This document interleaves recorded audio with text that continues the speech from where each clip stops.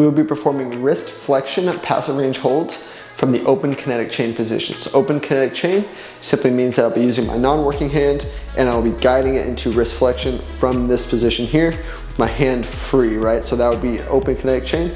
If my hand was in contact with the floor, that contact with the floor closes that kinetic chain. So those are just two different options that you can play with.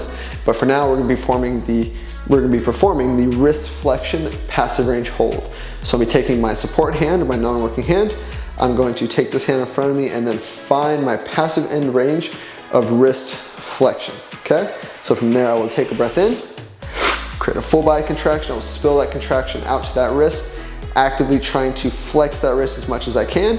I will then remove the support of my non-working hand and I will try to maintain as much flexion as I can, as close to my passive end range as possible, hold for the designated period of time, and then I will set right back down, find that passive end range again, contract, hold, and try not to lose any of that range in wrist flexion, and then set right back down. So the amount of time that you hold each rep, along with the amount of reps that you complete, will be dependent on your program, your needs, your goals, and abilities. Just make sure that as you set up, nothing else moves. Create a full body contraction, squeeze as tight as you can, remove, set right back down.